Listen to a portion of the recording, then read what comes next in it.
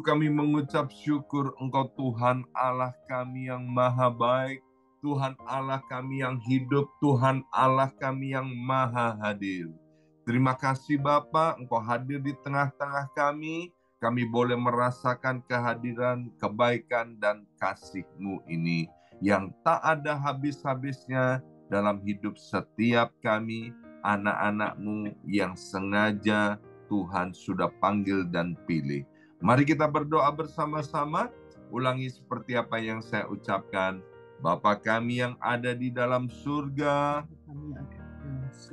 dikuduskanlah namamu, datanglah kerajaan-Mu, jadilah kehendak-Mu di bumi ini seperti di dalam surga. Bapa yang baik, berikanlah kami pada hari ini rezeki yang menjadi bagian kami secukupnya, cukup untuk memberikan pinjaman kepada banyak bangsa, sedangkan kami sendiri tidak punya pinjaman cukup untuk menjadi saksi Tuhan, mulai dari Yerusalem, Yudea, Samaria, sampai ke ujung-ujung bumi. Cukup untuk menjadikan semua bangsa murid Kristus dan membaptis mereka dalam nama Yesus. Terima kasih Bapa untuk rezeki yang secukupnya, dan ampunilah dosa-dosa kami, ampunilah kesalahan kami, seperti kami pun mengampuni orang-orang yang bersalah kepada kami. Dan janganlah masukkan kami ini ke dalam pencobaan, tetapi bebaskanlah kami dari segala yang jahat, sebab Engkaulah yang empunya kerajaan, kuasa, dan kemuliaan sampai selama-lamanya. Dalam nama Tuhan Yesus, kami sudah berdoa. Haleluya, haleluya. Mari Bapak Ibu sekalian, sekarang kita bersama-sama secara serempak dan serentak kita akan menggemakan Mazmur 91 dengan suara yang keras, dengan suara yang lantang dari tempat kita masing-masing. Alkitab berkata, mati dan hidup dikuasai oleh lidah. Siapa suka menggemakannya akan memakan buahnya. 2, 3, Mazmur 91. Orang yang duduk dalam lindungan yang maha tinggi dan bermalam dalam naungan yang maha kuasa akan berkata kepada Tuhan, tempat perlindunganku dan kubu pertahananku, Allahku yang kupercayai. Sungguh Tuhanlah yang akan melepaskan aku dari jerat penangkap buruk dan dari penyakit sampar yang busuk. Dengan kepaknya Tuhan akan menudungi aku. Di bawah sayapnya aku akan berlindung. Kesetiaan Tuhan ialah perisai dan pagar tembok. Amin, amin, amin. Terjadi di dalam nama Tuhan Yesus. Aku tak usah takut terhadap kedahsyatan malam, terhadap panah yang terbang di waktu siang, terhadap penyakit sampar yang berjalan di dalam gelap, terhadap penyakit menular yang mengamuk di waktu petang. Walau 1.000 orang rebah di sisiku dan 10.000 di sebelah kananku, tetapi itu tidak akan menimpa aku. Aku hanya menontonnya dengan mataku sendiri dan melihat pembalasan terhadap orang-orang fasik. Sebab Tuhan ialah tempat perlindunganku yang maha tinggi telah kubuat tempat perteduhanku. Amin, amin, amin. Terjadi di dalam nama Tuhan Yesus. Malapetaka tidak akan menimpa aku, dan tulah tidak akan mendekat kepada kemahku. Sebab malaikat-malaikat Tuhan akan diperintahkan oleh Tuhan kepadaku untuk menjaga aku di segala jalanku. Para malaikat Tuhan akan menatang aku di atas tangannya, supaya kakiku jangan terantuk kepada batu. Singa dan ular tedung akan aku langkai. Aku akan menginjak anak singa dan ular naga. Amin, amin, amin. Terjadi di dalam nama Tuhan Yesus. Sungguh hatiku melekat kepada Tuhan, maka Tuhan akan meluputkan aku, Tuhan akan membentengi aku, sebab aku mengenal nama Tuhan. Bila aku berseru kepada Tuhan, Tuhan akan menjawab. Tuhan akan menyertai aku dalam kesesakan. Tuhan akan meluputkan aku dan memuliakan aku.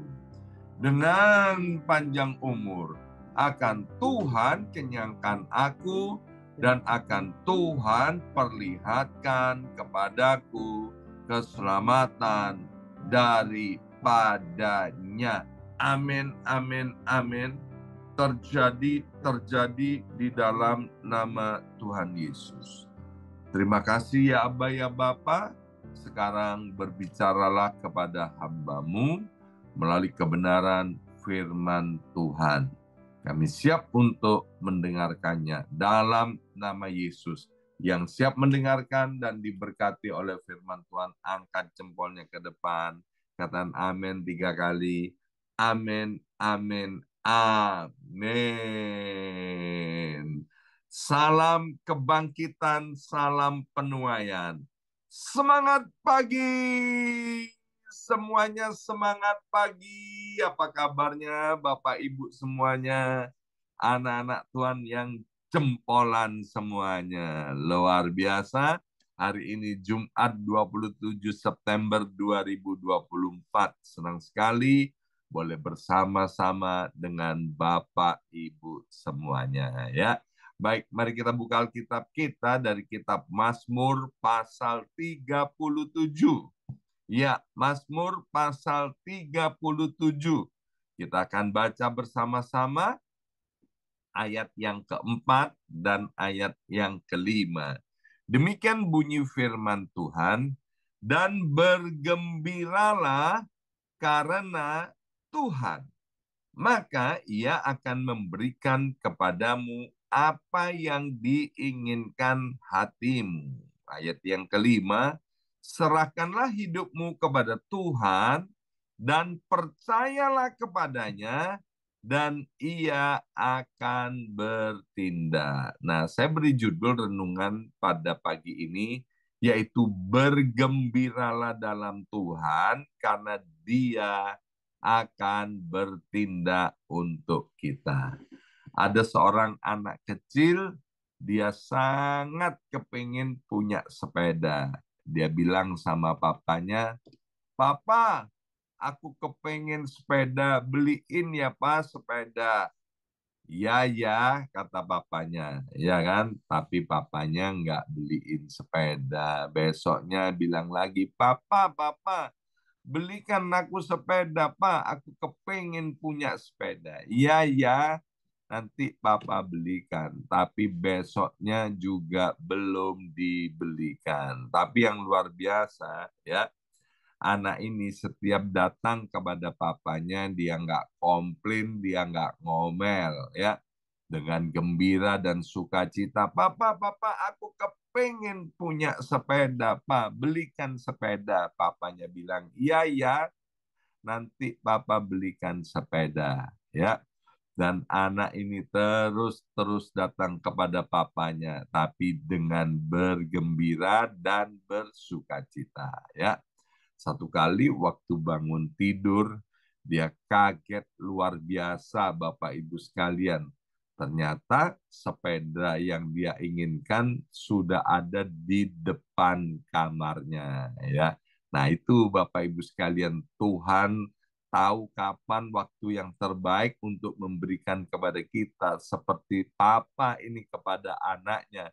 Dia tahu kapan waktu yang tepat untuk memberikan sepeda kepada anaknya. Hari ini Tuhan mau, Bapak Ibu sekalian, seperti pujian tadi, apapun yang terjadi ketika kita melewati gunung-gunung maupun kita sedang ada di lembah-lembah, Tuhan mau kita tetap bergembira dan bersukacita di dalam Tuhan, ya. Nah, kita tahu Mazmur pasal 37 ini ditulis oleh seorang yang bernama Daud. Kalau Bapak Ibu sekalian mengetahui pelajaran kehidupan yang dialami oleh Daud, dia mengalami kehidupan yang penuh dengan rasa nano-nano. Meskipun dia sebagai seorang raja, Bapak Ibu sekalian, ya. Dia bagaimana punya musuh dalam selimut, orang yang terdekat, yaitu mertuanya sendiri yang bernama Saul. Berkali-kali itu Daud mau dibunuh oleh mertuanya dengan berbagai cara, Bapak Ibu sekalian. Belum lagi dia harus menghadapi para musuhnya di dalam peperangan dan lain sebagainya. Tapi yang luar biasa, Daud bisa berkata untuk kita bergembira karena Tuhan, kita harus bergembira di dalam Tuhan, ya, bukan karena tidak ada masalah. Orang dunia bisa bergembira kalau cuannya banyak. Orang dunia baru bisa bergembira ketika everything is going well. Ini tidak berlaku bagi anak Tuhan, Bapak Ibu sekalian. Nah, Daud menyampaikan Mazmur ini untuk meneguhkan dan memberikan penghiburan serta kekuatan kepada orang-orang Israel yang juga sedang tidak baik-baik saja.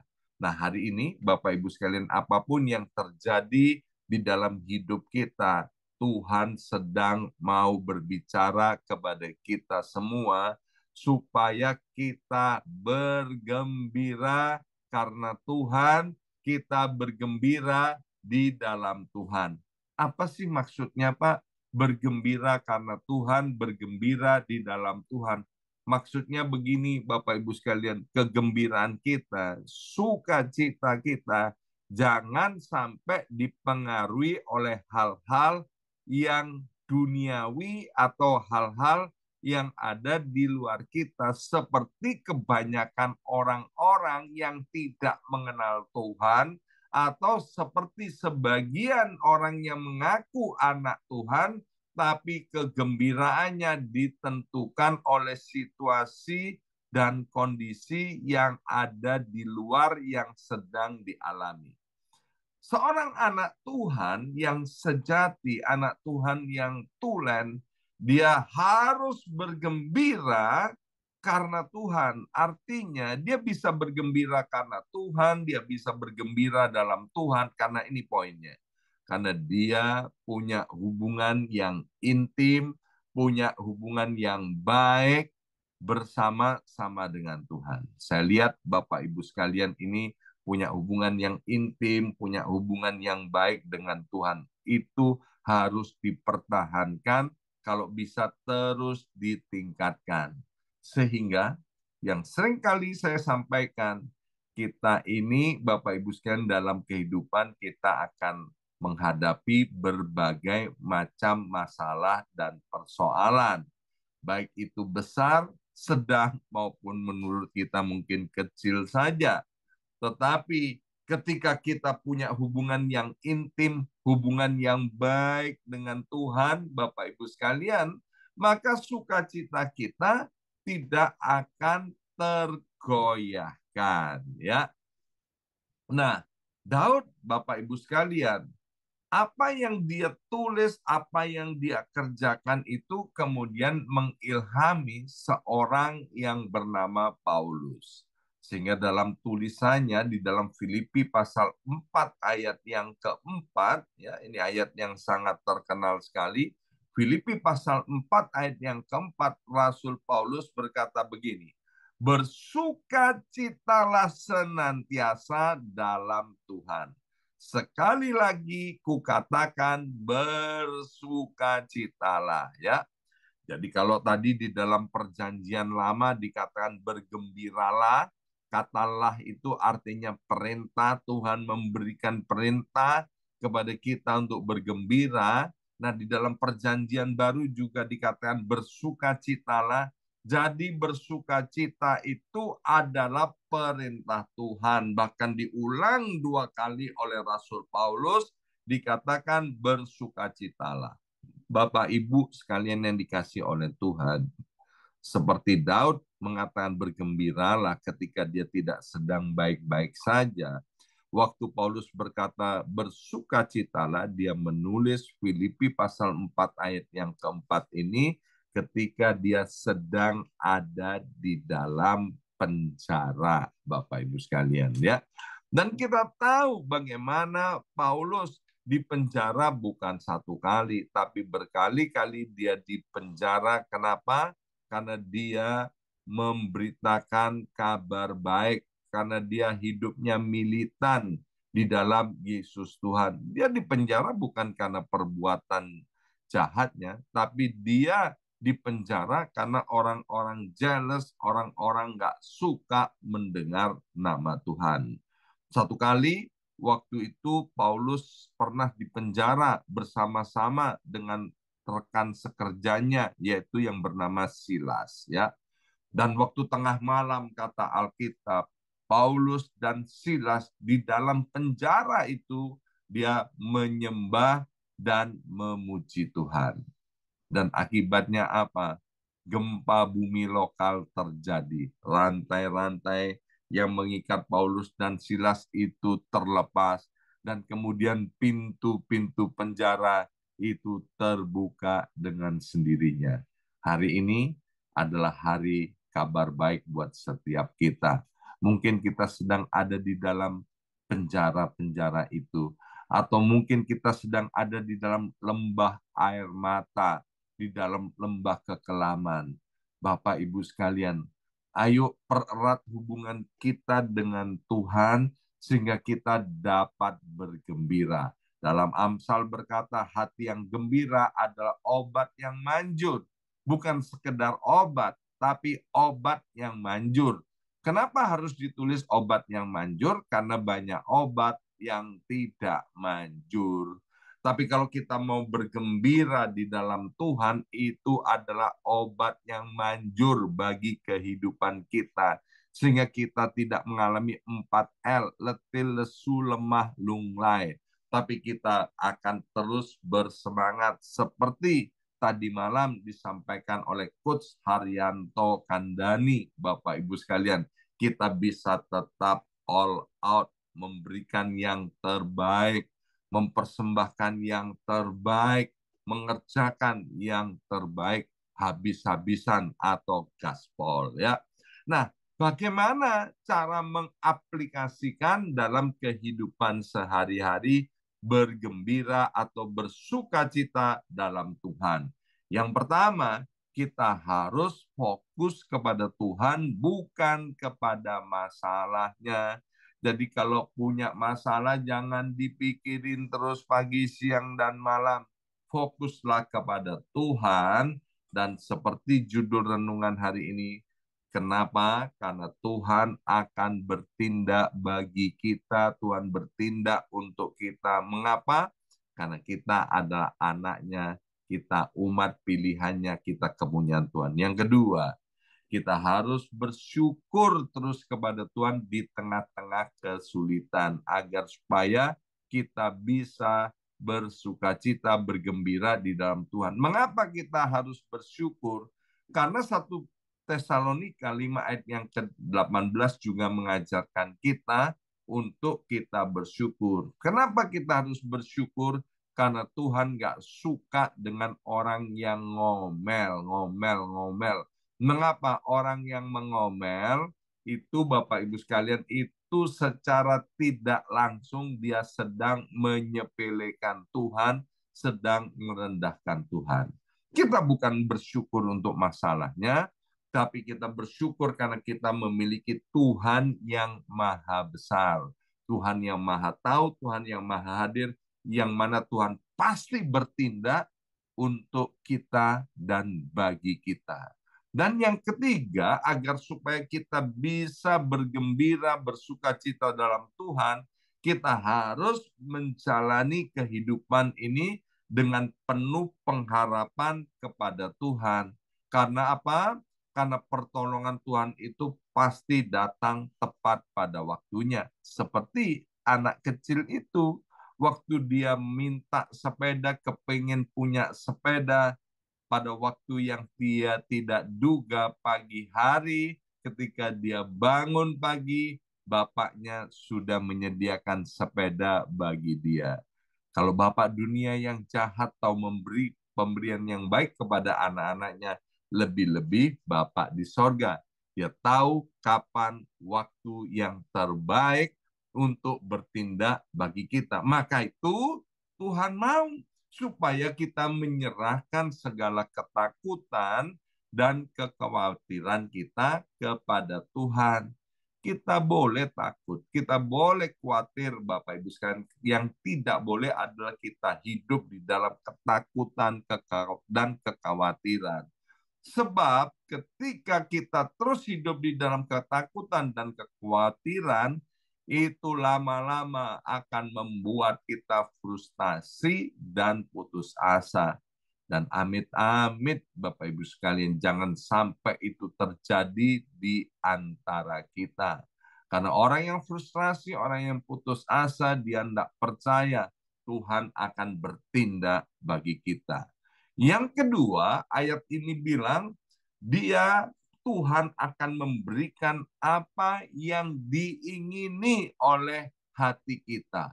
Bapak Ibu sekalian, saya selalu berdoa begini, kalau ada orang-orang yang ulang tahun atau orang-orang yang minta didoakan, saya bilang begini, Tuhan, apa yang diinginkan oleh anakmu di hari ulang tahun ini? Atau ketika saya berdoa untuk seseorang, Tuhan, Engkau tahu apa yang diinginkan oleh orang ini. Kuduskan dengan kuasa firman-Mu. Ya. Kenapa harus dikuduskan dengan kuasa firman-Mu? Maksud saya agar keinginannya itu senada dengan sorga, agar keinginannya itu sesuai dengan firman Tuhan. Bapak Ibu, kalau keinginan kita sesuai dengan firman Tuhan, percayalah, pasti Tuhan kabulkan, ya. Tinggal tunggu waktunya. Tapi kalau keinginan kita itu untuk memuaskan hawa nafsu kita, keinginan itu untuk memuaskan daging kita, Bapak Ibu sekalian, Tuhan yang baik itu tidak akan mengabulkan, tidak akan memberikannya kepada kita. Sebab kalau itu diberikan oleh Tuhan, justru Tuhan itu tidak mengasihi kita. Kenapa? Kalau keinginan kita untuk memuaskan hasrat nafsu kita, kedagingan kita, itu justru akan mencelakakan kita. Ya, saya pernah cerita tentang seorang kaya, ya, kenalan saya di Indonesia, Bapak Ibu sekalian. Anaknya itu masih remaja, Bapak Ibu sekalian, itu masih SMP. Karena bapaknya kaya, anaknya merengek-rengek terus minta dibelikan sepeda motor.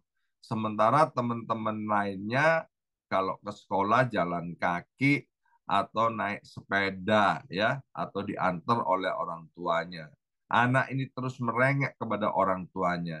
Dan kemudian karena anak ini adalah anak tunggal, anak laki lagi dari keluarga ini, maka bapaknya membelikan sepeda motor seperti yang diingini oleh anaknya ini. Hari pertama dia punya sepeda motor, hari pertama itu pula dia meninggal dunia karena kecelakaan lalu lintas dengan mengemudikan sepeda motor itu, Bapak Ibu sekalian. Bapak dunia nggak tahu apa yang akan terjadi di depan itu, Bapak Ibu sekalian. Bapak dunia nggak tahu, ya, itu bukan mengasihi, justru itu tidak mengasihi, Bapak Ibu sekalian. Sehingga apa? Menyebabkan kecelakaan dan kematian daripada anaknya. Tuhan nggak seperti itu. Dia tahu akan hari esok kita. Dia tahu kapan waktu yang paling tepat untuk mengabulkan dan memberikan apa yang diinginkan oleh hati kita, asal itu sesuai dengan firman Tuhan. Maka itu Matius 6 ayat 33, Alkitab dengan jelas berkata, carilah kerajaan Allah dan kebenarannya terlebih dahulu, maka semuanya akan ditambahkan kepadamu. Dan yang terakhir, Bapak Ibu sekalian, Mazmur 37 ayat yang kelima berkata, serahkanlah hidupmu kepada Tuhan dan percayalah kepadanya dan ia akan bertindak. Ya, jadi kita harus pasrah, kita harus menyerahkan, mempercayakan setiap aspek kehidupan kita kepada Tuhan. Baik itu masalah kecil maupun itu masalah yang besar. Tuhan bukan hanya mau mendengarkan doa-doa kita, Bapak Ibu sekalian, tapi Tuhan juga mau bertindak ketika kita hidup dalam iman dan hidup di dalam ketaatannya. Jadi yang penting di sini kata kuncinya adalah kita mau taat kepada firman dan kehendaknya. Ada seorang petani, Bapak Ibu sekalian, dia mengalami gagal panen selama beberapa tahun berturut-turut ya, karena situasi dan cuaca yang berubah-ubah. Dia sudah coba berbagai cara untuk mengatasi gagal panen itu. Tetapi dia selalu menemui kegagalan. Seperti khotbah tadi malam, maka petani ini tidak menyerah, dia terus bekerja secara all out. Akhirnya, Bapak Ibu sekalian, satu waktu dia bilang begini, Tuhan, aku sudah mengerjakan bagianku, sekarang aku pasrah, aku serahkan kepadamu, karena aku tahu Tuhan akan campur tangan dan memberi yang terbaik. Dan ketika dia menyerahkan semuanya kepada Tuhan, Tuhan turun tangan, Tuhan campur tangan, Tuhan bertindak. Dan sejak hari itu, petani ini tidak pernah gagal lagi dalam panen, tapi panenannya diberkati. Demikian juga Bapak Ibu sekalian, Tuhan itu adalah Allah yang baik. Dia datang ke dunia ini untuk memberi hidup dan hidup itu dalam segala kelimpahan.